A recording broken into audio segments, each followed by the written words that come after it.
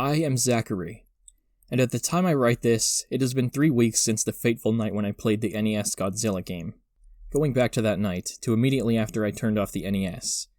Once I was able to start walking around again, the first thing I did was unplug the NES, take out the cartridge, and then put them in separate sock drawers.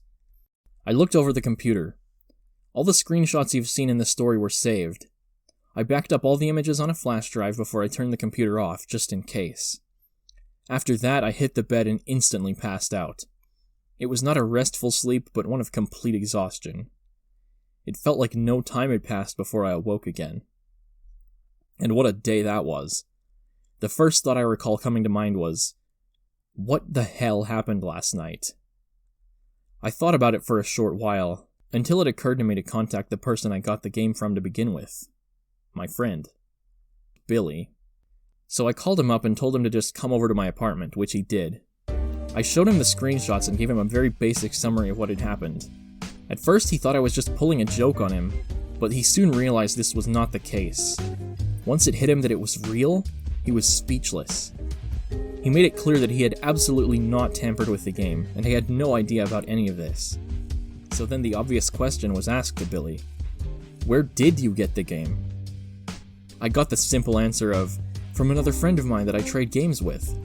He assured me that this was a trustworthy person, and that he had never had any issues with games he got from him before. So then Billy called him, but when we told this guy the story, he was as shocked and surprised as anyone, except he abruptly hung up on us. This clearly was going nowhere. Before Billy left that day, he asked me if I wanted him to take the cartridge and dispose of it. I sharply declined. He asked how I could possibly still want to keep the thing. I told him that I needed time to think it over, and that was that. Billy and I haven't talked much since. Even though I've told him that this isn't the case, I get the impression that Billy thinks what happened with the game is his fault. After he left that day, I did a lot of thinking. It was very hard for me to do anything else, really. I couldn't stop thinking about the game. There were so many questions left unanswered. What was Red? Was Melissa really in the game? How did she get there? Why did all of this happen with this game? But the one question that kept me for many nights was, Red said that he had known me for a long time. How? Ever since then, I can't shake this feeling of being watched.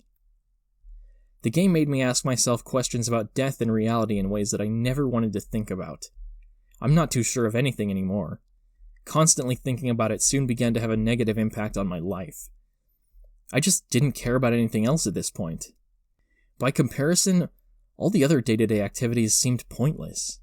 I eventually decided that I had to choose between one of two things: try to play the game again, or destroy it.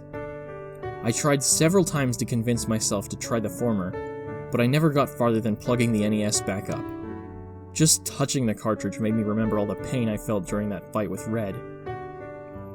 I wondered if perhaps playing the game again myself might cause something terrible to happen. I didn't know anything about how this game worked, and it was too risky. I wasn't sure I could stand another round of the game anyway. So then it was time for the other option. Wanting to get some fresh air, I took the game with me and drove to the lake, planning to throw it in.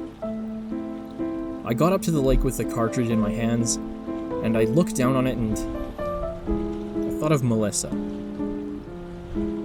If what I had experienced with the game was indeed genuine, doing what I did may have been the only way to save her from an endless torture. In a way, this warped game might have saved her soul. Damn it. Once that thought came into my head, I knew then that I wouldn't be able to destroy it. So I just sat down at a bench, gazing at the lake for about an hour. Ultimately, I decided on a third option: selling the game on eBay. It may be selfish, but I promise you this has nothing to do with the money. I don't care how much or how little I get paid for this game. Believe me.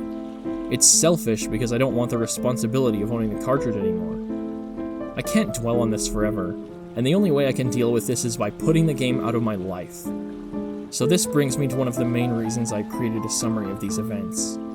First is to record the details while I can remember them, and second is that whoever bids on this game knows what they're getting into. I can't guarantee the safety of anyone else who plays the game, or that anything will happen at all. But to the new owner of the game, remember this. Be careful. And if you do feel as if the game is literally messing with your mind, shut the damn thing off.